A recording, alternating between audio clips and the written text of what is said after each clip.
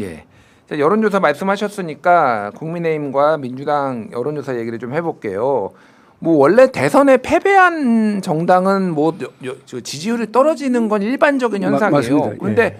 좀 많이 떨어졌어요. 지금 지난주에 전국 지표조사를 보면은 정당 지지율이 국민의힘 정당 지지율이 20%였어요. 그렇습니다. 그리고 민주당은 45%니까 그 격차가 뭐 더블이라고 하죠. 그러니까. 더블이 넘으니까 25% 포인트인데 이 정도까지 차이가 났나 그 생각이 좀 들거든요. 이건 처음이라고 봅니다. 저는. 그러니까 41%를 받았는데 그 반토막 나버렸잖아요. 그렇네요. 그러면은 이게 빠져나간 게 뭐냐면은 김문수 지지율 41%의 상당 부분은 김문수를 지지해서가 아니라 이재명 후보가 싫어서였잖아요. 실제 그 사후의 여론조사를 사후 해보니까 여론조사 보면은. 거기 보면은 이재명의 집권에 막기 위해 그렇죠. 김문수 찍은 1위가 그거더라고요. 그렇죠. 그러니까 예. 이제 그게 당선되고 났으니까 빠지고 그보다도 그 뒤에 국민의힘이 졌지만 잘 싸웠다 이런 오만한 생각으로 또 그쪽 출신 그러니까 대구 경북 출신의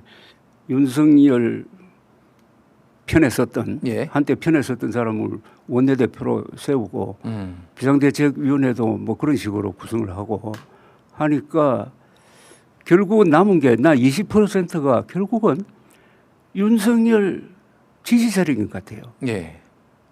국민의힘 지지율 20%가 예. 찐 보수라고 해야 돼요. 찐 보수는 아니지 이거. 찐 보수도 아닌가요? 윤석열은 윤석열은 보수가 아니니까. 아, 윤석열은 보수가 아닙니까? 가짜 보수니까. 아, 예. 그러니까 그 사람들 지지하고 그 사람들 지지한다는 건 뭐냐면 부정선거 음모론 지지한다는 이야기예요. 아. 그 정도만 남은 정당이 돼버린 겁니다. 예. 지금 한국의 보수라고 했을 때 구분을 해야 되는데 보수층이 있고 보수 세력이 있고 보수당이 있어요. 예. 보수층은 건재해요. 보수층은 건재하다. 그다음 그게 증거로 나오잖아요. 예. 김문수 41% 플러스 이준석 8.3% 더하면은 49%고 이재명 후보 받은 거하고 똑같다고요. 그렇네요. 예.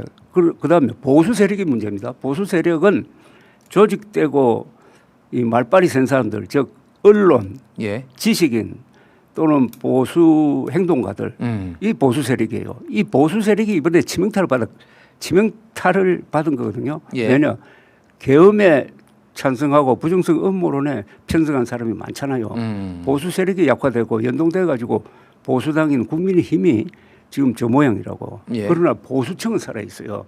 그래서 앞으로 이제 보수당의 헤게모니를 가지고 뭐 이준석 개혁신당과 국민의힘이 제대로 경쟁하면은 못 달라질 수 있죠.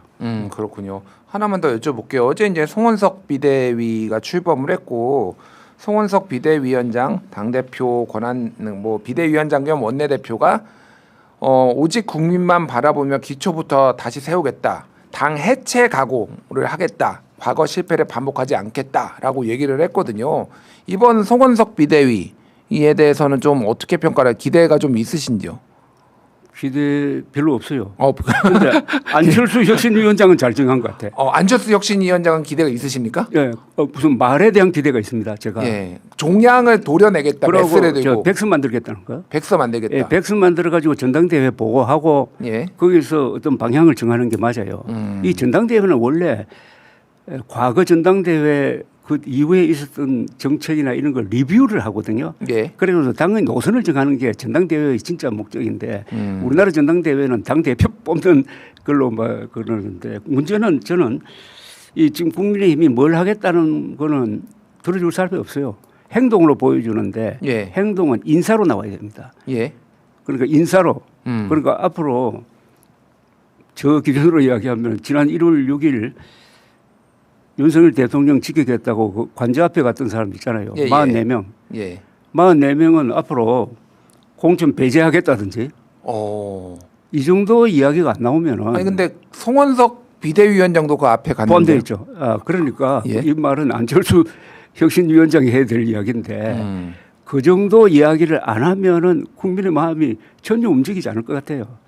지금은 국민들을 감동시켜야 되는데 그 감동은 도저히 있을 수 없는 일을 저질러야 감동을 하거든요, 사람들이. 예. 그러니까 상식적인 이야기에 아무리 립 서비스를 해봤자 국민의힘이 지지율을 회복하기는 어려울 거라고 생각합니다. 다만 예. 이재명 정부가 잘 나간다고 하다가 또 실수하는 경우가 있거든요. 실수요. 예, 그런 실수가 몇 군데 나올 수가 있어요. 예.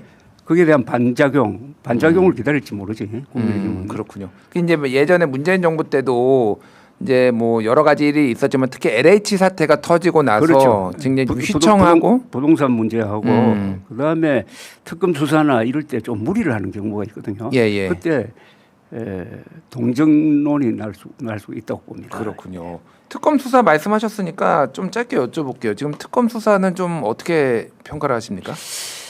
좀 무리를 할 가능성이 많다고 봐요. 무리를 할 가능성. 예, 왜냐하면은 지금 동원된 검사가 120명인데 예.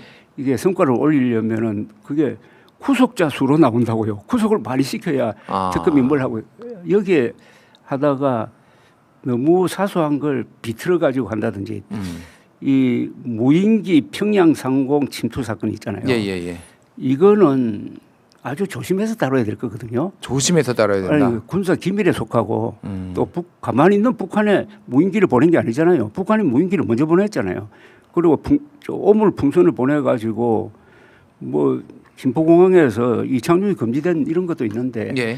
여기에 대해서 무인기를 보내가지고 북한으로 하여금 도발을 하도록 만들어가지고 그걸 비상계엄령의 이유로 삼으려고 했다.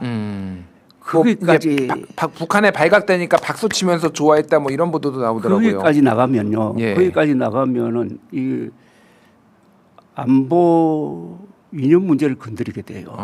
네. 그렇군요. 예. 그러니까 좀 수사는 하되 좀 신중하고 좀 너무 언론에 많이 공개되지 않는 방식으로 이걸 해야 정치적으로 활용한다고 비춰지면은 한국이 또 좌우 구도로 바뀌어 버린다고. 좌우 구도로. 알겠습니다.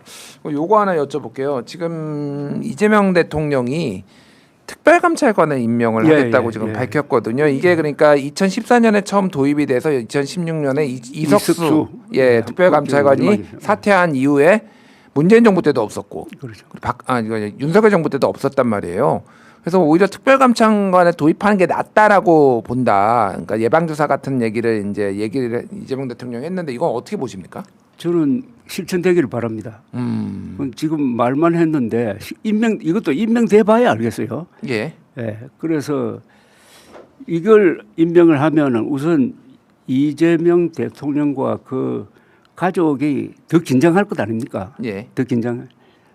그러니까 저는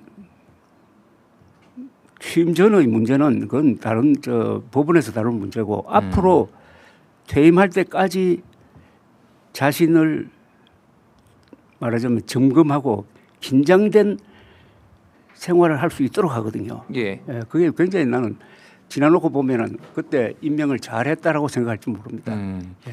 예전에 언론들에서 보수 언론들에서 이제 특별감찰관이 있었으면은 이렇게까지 윤석열 정부가 무너지지 않았을 거다 이런 얘기도 좀 하거든요. 동의하십니까? 그러면? 동의합니다.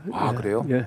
그리고 물론 특별감찰관이 얼마나 독립적으로 하도록 하느냐는 그는 그분의 강단도 있어야 되겠지만은 대통령의 협조가 있어야 되죠. 그걸 전제로 한다면은 그런 사람이 있었다면은 윤석열의 오늘의 처지는 없었을지 모르죠. 그렇군요. 알겠습니다.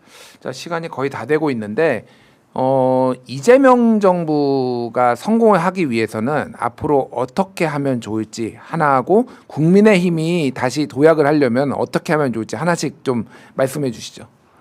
국민의힘은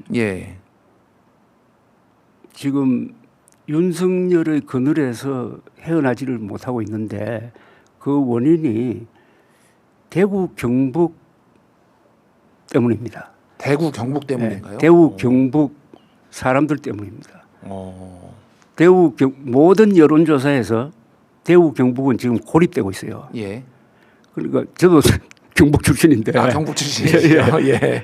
그리고 왜 고립되고 있는지를 봐야 돼요. 왜 고립되고 있는지. 그러면 대구 경북은 이번에 김문수 지지 한 25% 그게 과연 역사의 흐름에 맞는 생각인지 아니면 다른 지방 사람들이 맞는지 그래서 자기 성찰이 필요하다고 생각합니다. 그렇다면 대구 경북 사람들이 달라져야 국회의원들이 달라지고 예.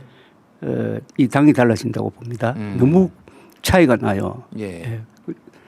그다음에 이재명 대통령은 지금 이게 영어로 말하면 굿캅, 배캅 있잖아요, 그죠? 예. 굿캅 역할을 하는 것 같더라고. 그러니까 국민들에게 항상 웃는 얼굴로 예. 대통령이라는 그 이름 그대로 국민을 크게 통합하는 우두머리로서의 역할을 하면서 좋은 인상을 보고 그다음 악역은 민주당이 앞으로 맞지 않을까 하는 그런 생각을 합니다. 예를 들면 검찰 개혁의 속도전이라든지 그렇죠. 뭐 이런 것들이요. 예. 뭐 그런 건 좋다고 봐요. 그런데 이분이 말했던 대로 어제 말한 것 중에서 그런 말을 대통령이 어느 정파 소속이 아니고 국민 전체를 바라보는 소속이다. 그러니까 딱 두 가지만 하면 돼요. 헌법이 이분의 모든 논리의 근거가 돼야 됩니다. 그다음에 국민, 그다음에 역사예요. 결국 대통령은 역사와 마주하는 사람입니다. 5년 뒤에 퇴임할 때, 5년이 아니네요. 4년 11개월 이후에 퇴임할 때 역사에 어떻게 기록될 거냐. 그래서 그분의 라이벌은 국민의힘도 아니고 이승만, 박정희, 김대중, 뭐 이명박 이런 분 아니겠어요? 그렇군요. 굉장히 중요한 조언을 해주신 것 같습니다. 내 라이벌이 누군지, 내 라이벌은 결국은 역사다. 라이벌이라고 하면 역사에 어떻게 기록될지를 생각해라. 이런 말씀을 해주셨습니다. 역시 좀 이 보수 원로로서 많은 지혜, 해안들을 좀 보여주신 거 아닌가 생각이 드는데 오늘 저는 가장 인상적이었던 거는 나라가 밝아졌다. 이재명 대통령이 되고 나서 나라가 밝아졌다. 아마 우리 제작진이 그걸로 이 유튜브 썸네일을 뽑지 않을까. 아니 그분 이름이 한자로 그렇게 장명이 돼 있잖아요. 이재명, 이슬재자. 예. 밝을 명자 아닙니까? 그렇네. 이슬재의 밝을 명이네요. 그래서 제가 이재명 후보 만났을 때 앞으로 박명록 쓸 때 꼭 한자 이름을 쓰라고 그랬습니다.